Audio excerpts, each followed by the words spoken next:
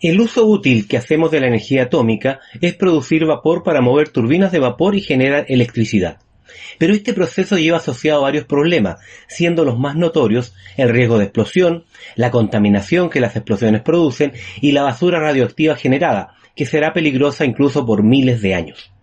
Y lo que voy a explicar en este video es una forma de usar la energía atómica que no produce electricidad, sino que produce energía hidráulica, que es la energía que se usa en estas máquinas para conseguir los movimientos. Esta nueva forma consiste en un motor atómico con transmisión hidráulica de potencia que sirve para mover uno o varios motores hidráulicos, que se pueden usar para mover máquinas, vehículos o generar electricidad. Y con este motor atómico podemos mover desde un barco a un equipo de exploración en Marte o generar la electricidad desde una casa a una ciudad. Y todo sin ningún riesgo de explosión y sin generar residuos peligrosos. Este motor atómico es muy fácil de explicar y de entender. Se basa en tecnologías usadas en la actualidad. Obviamente hay temas que no están solucionados, pero construir un prototipo del equipo que les voy a describir costaría menos que lo que gastan en un solo día de investigación los buscadores de fusión del ITER. Los buscadores de la fusión atómica llevan años gastando miles y miles de millones, siempre prometiendo resultados para dentro de 30 años. En cambio, lo que planteo en este video es tan simple que en un año, con el dinero que gastan en un día los buscadores de la fusión, se podría desechar una idea o abrir todo un mundo de posibilidades. Los videos en mi canal se basan en dos ideas patentadas: un motor de vapor con transmisión hidráulica y una caldera en metal fundido. Y lo que cambia es la forma de obtener el calor para generar el vapor que mueve el motor. Por eso la explicación del funcionamiento siempre es la misma, pero son los comentarios los que justifican cada caso particular. En el caso de este motor atómico, lo que genera el calor es el plutonio 238, que es un isótopo del plutonio que tiene como característica emitir calor, y que no debe confundirse con el plutonio 239, que es el usado para construir bombas atómicas y que es peligrosamente radiactivo por mucho tiempo. Así que en este video, cuando hablo de plutonio, me refiero al plutonio 238. Llamamos combustibles a los materiales que reaccionan con el oxígeno del aire y producen llamas y emiten calor. Pero en el caso de la energía atómica hay átomos que emiten calor sin necesitar del oxígeno y sin emitir llamas. Y a estos átomos, aunque no son estrictamente combustibles, se les aceptó llamar combustibles nucleares o atómicos. El plutonio 238 es un tipo de combustible atómico que emite calor sin necesitar de nada adicional. En estas imágenes el plutonio fue aislado térmicamente y como el calor no pudo disiparse, se acumuló en el plutonio elevando su temperatura hasta la incandescencia. En cambio, las centrales nucleares funcionan gracias a combustibles que emiten calor por el proceso de fisión nuclear, que es una explosión nuclear controlada en que el calor generado depende de controlar la cantidad de materiales fisionables que participan. Pero en los accidentes nucleares como Chernobyl o Fukushima no es que haya ocurrido una explosión nuclear. Lo que ocurrió fue que en un instante se produjo mucho calor para el refrigerante utilizado, y eso provocó en Chernobyl una explosión de caldera de vapor como la que pudo tener una locomotora de vapor hace 200 años. En cambio, en el caso de Fukushima, el vapor no alcanzó a provocar una explosión de caldera, pero el aumento de temperatura siempre provoca que los materiales del reactor se fundan y creen una masa radioactiva. En estos accidentes nucleares ocurrieron explosiones del hidrógeno que se generó durante el accidente, y la explosión arrastró material radioactivo al suelo, a la atmósfera o al agua. Pero el problema base es que la cantidad de calor producido es variable, y en caso de accidente el calor generado en un instante puede ser tan alto que no puede ser controlado, y eso conlleva la explosión de vapor y la fusión del reactor. En cambio, si usamos como combustible atómico el plutonio 238, la cantidad de calor generado tiene un máximo porque el calor generado decae con el tiempo. Además, este plutonio lo usaríamos con una caldera en metal fundido que no puede tener una explosión de caldera. Por tanto, los accidentes con consecuencias humanas o medioambientales no pueden ocurrir como consecuencia del uso del plutonio en el motor atómico que vamos a describir. En la última parte del video hablaré de las características y cómo podemos producir plutonio 238 y explicaré por qué el motor es seguro. Pero por ahora basta saber que el plutonio emite calor y lo hace de tal manera que 1 litro de plutonio produce el mismo calor en 1 hora que quemar en 1 hora 1 litro de petróleo o 2 kilos de carbón o 2 kilos de biomasa seca. Pero la gran ventaja del plutonio es que emite ese calor por décadas. Es decir, aunque el plutonio lo haga en forma diferente, aunque no existe una llama, el plutonio emite calor suficiente para calentar agua y producir vapor. En la fotografía se ve un cilindro que contiene plutonio y que está haciendo hervir agua. Si el recipiente fuera hermético y resistente, como la fuente de calor permanece constante, sería cosa de tiempo que el agua aumentara su temperatura y generara vapor a presión. Con la caldera en metal fundido hacemos lo que plantea esta foto, pero agregamos un metal como medio conductor intermedio para poder controlar el proceso y una tubería para evitar que exista una zona de acumulación de vapor que pueda producir una explosión. La caldera en metal fundido que propongo usar es simplemente un recipiente que tiene en su interior tres cosas: un metal de bajo punto de fusión como el galio, una tubería por la que circula agua a presión y el plutonio que calienta la caldera. Obviamente hay accesorios para su funcionamiento, como una bomba de agua y válvulas que controlan la presión y el flujo, pero para describir el funcionamiento de la caldera nos bastan estos tres componentes básicos. El funcionamiento es muy simple. El plutonio emite calor y calienta el metal de bajo punto de fusión hasta que se vuelve líquido, y luego la temperatura sigue subiendo, por ejemplo a 200 grados Celsius. Y cuando se consigue esta temperatura en el metal líquido, hacemos circular por la tubería agua a 10 bar de presión. Si controlamos la cantidad de agua que ingresa, podemos conseguir que el metal líquido permanezca a 200 grados Celsius y que el agua que ingresa se caliente tomando el calor del metal fundido y del plutonio, y se vuelva vapor a presión que sale en forma constante de la caldera a 200 grados Celsius y 10 bar de presión. En esta caldera que he descrito, todo se puede calcular. Eso incluye la cantidad de plutonio, la producción de vapor por hora, largo de las tuberías, cantidad de metal de bajo punto de fusión, tasa de transferencia de calor, etc. En resumen, la caldera en metal fundido se calienta con plutonio. El agua a presión al circular por la tubería se va calentando por el calor emitido por el plutonio y llega a estar en equilibrio con la temperatura del metal fundido, y finalmente el agua sale de la caldera convertida en vapor a presión. Esta caldera en metal fundido es simplemente una aplicación más del baño María que se usa en la industria y debe su nombre a quien lo inventó, María de Alejandría. El baño María es una forma de calentamiento indirecto que permite usar un líquido para calentar otro líquido, y sistemas similares a la caldera en metal fundido se usan en la industria química para aplicaciones que requieren un control exacto de temperatura. Otra forma de ver la caldera en metal fundido es compararla con un alambique. El alambique se usa para enfriar un vapor y convertirlo en un líquido, y la caldera en metal fundido es básicamente lo mismo, pero haciendo todo lo contrario, es decir, calentar un líquido para convertirlo en vapor. Una explicación más detallada y otras aplicaciones de la caldera se pueden encontrar en otros videos de este canal. Si aceptamos que la caldera produce vapor a presión, podríamos mover una turbina de vapor. Pero las turbinas, para ser rentables, deben usarse en sistemas que generen altas potencias, tienen altas exigencias para la calidad del vapor, producen energía eléctrica, no energía mecánica, y no permiten aplicaciones de baja potencia, como las que permite el motor de vapor con transmisión hidráulica, que es el motor que usaremos con el vapor que obtendremos de la caldera que funciona con plutonio. El motor de vapor con transmisión hidráulica de potencia lo que hace es transformar el flujo del vapor, que tiene un caudal y una presión, es decir, tiene una potencia de vapor, en un flujo de aceite hidráulico que tiene un caudal mucho menor, pero una presión mucho mayor.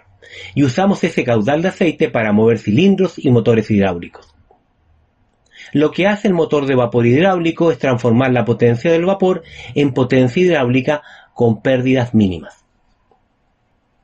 El funcionamiento del motor de vapor hidráulico se consigue mediante electroválvulas que dirigen el flujo del vapor, haciendo oscilar un cilindro que está unido mecánicamente a otro cilindro que funciona como bomba de pistón hidráulica. Esta bomba de pistón toma aceite desde un estanque y lo impulsa hacia un circuito de trabajo que incluye un acumulador hidráulico y al menos un motor hidráulico. Como la bomba de pistón se detiene en cada oscilación, la bomba entrega pulsos, y para estabilizar el flujo y conseguir un flujo continuo se instala un acumulador. Usar acumuladores para estabilizar el flujo de bombas oscilantes es algo probado y usado en la industria. El flujo continuo así obtenido, antes de volver al estanque, pasa por uno o varios motores hidráulicos, haciéndolos girar con potencia y torque. De esta manera, con una caldera en metal fundido, un motor de vapor con transmisión hidráulica y usando plutonio como combustible, obtenemos uno o varios motores hidráulicos girando con potencia y torque, que podemos usar para mover máquinas, vehículos o generar electricidad. Y eso es todo. Lo que acabo de describir es un motor de energía atómica que no puede explotar, que debería tener un rendimiento térmico superior al 40%, que sirve para fabricar motores atómicos desde menos de 1 kW de potencia, y sin tener claro hoy cuál sería la potencia máxima para un motor que pueda ser práctico, diría que el motor atómico sirve bien en aplicaciones a escala humana, con generación de energía distribuida. La siguiente parte del video trata del plutonio y de por qué este motor atómico no puede explotar y es seguro. Lo primero es saber que el calor que genera el plutonio se usa y permite fabricar generadores eléctricos que aprovechan que existen materiales que, si están a diferente temperatura y se conectan eléctricamente, por la conexión circula una corriente eléctrica. El fenómeno de producir electricidad con calor se llama efecto termoeléctrico. Así que el equipo que produce electricidad usando calor generado por isótopos se denomina generador termoeléctrico de radioisótopos, y algunos se usan en naves espaciales desde el año 1961. Las misiones Apolo, los Voyager, los exploradores marcianos rovers y varios otros tienen sistemas de energía basados en plutonio. Estos generadores atómicos también se usan como fuente de electricidad en faros o radiobalizas, permitiendo su funcionamiento en lugares aislados. Otra aplicación del plutonio fueron los marcapasos, que sirven para controlar el ritmo del corazón y se implantaron durante la década de 1970. Estos marcapasos son de uso seguro, pues el riesgo del plutonio es ingerirlo o aspirarlo. Pero en consideración al riesgo que se perdiera un marcapasos y el desarrollo de las pilas de litio, hicieron que el marcapasos atómico dejara de usarse. Pero muchas personas vivieron con ellos por mucho tiempo, y en 2007 se informó de un marcapasos implantado en 1973 que seguía funcionando después de 34 años. Así que podemos decir que el marcapasos atómico fue un éxito. En cuanto a la historia del plutonio 238, este fue descubierto en 1941, hace 83 años, en la Universidad de California, y usando un ciclotrón de 60 pulgadas, en que se bombardeó uranio 238 con deuterio, que es un isótopo del hidrógeno. El tipo de ciclotrón usado es explicado en este video del año 1952, y sin entrar al detalle de cómo fue el procedimiento para obtener el plutonio 238, hay que considerar que en esa época no existía computación, ni para el control ni para los cálculos necesarios, y que el equipo usado, en comparación con los equipos actuales, es un juguete. Aunque el ciclotrón permitió el descubrimiento del plutonio 238, como método de producción se usan los reactores nucleares, y en algún momento se dejó de producir tanto en Estados Unidos como en Rusia, aunque hace algunos años se retomó su producción. Tanto fue la poca disponibilidad del plutonio que Estados Unidos compraba a Rusia el que usaba en sus exploraciones espaciales. Actualmente, todo el plutonio 238 existente suma unas decenas de kilos, y probablemente todo el que se ha producido no sea mucho más. Y eso hace que la disponibilidad sea la mayor objeción que pueda plantearse a un motor atómico que use como combustible plutonio 238. Probablemente genera hasta burla la pregunta de dónde se piensa sacar el plutonio, pero creo que la visión correcta del problema es preguntarse primero si el motor atómico funciona, y luego preguntarse cómo mierda hacemos para producir el plutonio necesario. Porque hay un plutonio que sí se fabrica, que es el plutonio 239, y actualmente existen en el mundo unas 2.000 toneladas de plutonio 239, es decir, se han desarrollado mecanismos para fabricar materiales de este tipo. El plutonio 239, el fabricado, se fabrica porque junto con el uranio 235 son los combustibles atómicos más usados en centrales nucleares. El uranio 235 es fisionable pero escaso. Representa el 0,7% del uranio del planeta. En cambio, el uranio 238 representa el 99,3%. Y esta relación de 99 a casi 1 es constante en cualquier yacimiento de uranio. Es decir, el uranio fisionable es muy escaso. Pero el uranio 238, el abundante, puede convertirse en plutonio 239 si se bombardea con neutrones producidos en reactores nucleares. Y eso es lo que se hace. Pero como dije, hace 83 años usaron ese mismo uranio 238, el abundante, para producir mediante un acelerador de partículas plutonio 238, sin usar reacciones nucleares ni nada peligroso. Y puede ser que sea un imposible, una estupidez plantearse como proyecto encontrar una forma no peligrosa de transformar grandes cantidades de uranio 238 en plutonio 238. Pero si eso fuera posible, podríamos tener motores atómicos que podrían funcionar por décadas, que no solo servirían para generar electricidad, sino que también podrían servir para mover directamente con energía hidráulica fábricas, barcos, trenes, camiones, incluso vehículos pequeños. Y al hacerlo directamente con energía hidráulica, el rendimiento térmico del motor atómico aumenta. Durante décadas se han invertido recursos económicos y humanos en forma increíble en el proyecto de fusión atómica. Y este motor atómico es bastante más simple y, en rigor, un motor que usara plutonio 238 sería un motor de fusión atómica, pues el plutonio se obtendría por fusión de uranio y deuterio. Si se hiciera un prototipo y se demostrara que el motor atómico funciona, eso dejaría solo un reto por vencer, y sería crear una forma eficiente y segura de producir plutonio en grandes cantidades. Ayuda a facilitar el proceso productivo, que el plutonio necesario no requiere de alta pureza para ser usado, solo necesita estar presente. Además, hasta hoy el plutonio se ha obtenido como subproducto de la producción de armas nucleares o de los reactores nucleares, y siempre ha sido un proceso artesanal el realizado, y cuando se dejó de producir en Estados Unidos en 1988, aunque parezca increíble, mucha información de los procesos se perdió. Y actualmente se está tratando de retomar la producción a partir del Neptunio 237 usando reactores nucleares. Pero nunca se ha buscado que sea el proceso principal en un proceso productivo, y quizás el cambio de enfoque en que el único producto que se busque obtener sea plutonio 238 pueda crear formas nuevas de hacerlo. En cuanto a contaminación, el plutonio 238 emite radiación alfa, que es detenida incluso por un papel y no es capaz de atravesar la piel humana. El riesgo del plutonio es que contamine alimentos o agua de forma que sea ingerido o inhalado por las personas, pero no voy a entrar en ese tema.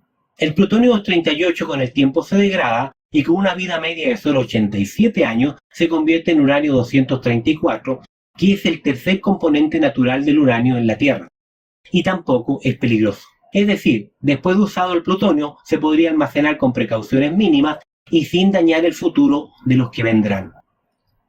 Por último, la caldera en metal fundido con plutonio no explota. Es una caldera de paso en que el agua entra a la caldera impulsada por una bomba. Si la bomba falla, el agua en la tubería se va a vaporizar completamente y escapará por la salida o venciendo la bomba. Si llegara a romperse la tubería, el vapor escapa pero no produce una explosión. No voy a alargarme explicando más, no creo que sea lo fundamental. Pero una de mis preocupaciones con la masificación del uso del vapor era que las personas mueren por las explosiones de caldera.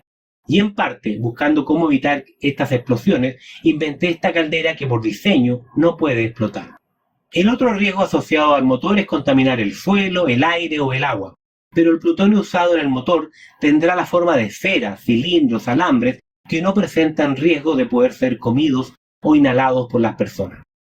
El último problema que quiero mencionar es el balance energético. Para producir plutonio 238 hay que gastar energía, que en régimen debería ser aportada por motores atómicos, y por tanto el proceso de producción debe gastar bastante menos energía que la que el motor atómico produzca durante sus décadas de vida útil. Yo espero que sea así, pero ese balance energético define si este motor es útil o no lo es. Porque el balance es el que determina si el costo del proceso, tanto en energía como en dinero, es rentable. Pretendiendo ser majadero, vuelvo a decir que si se gastara la plata que el ITER gasta en un día en construir un prototipo del motor atómico y el prototipo cumpliera las expectativas, el proyecto de producir plutonio 238 en forma industrial se convertiría en algo muy importante, pues de conseguirlo tendríamos una forma de generar energía a gran escala que puede usarse en todo el mundo, para todos los fines, que no calienta el planeta y que no requiere de combustibles fósiles para su existencia.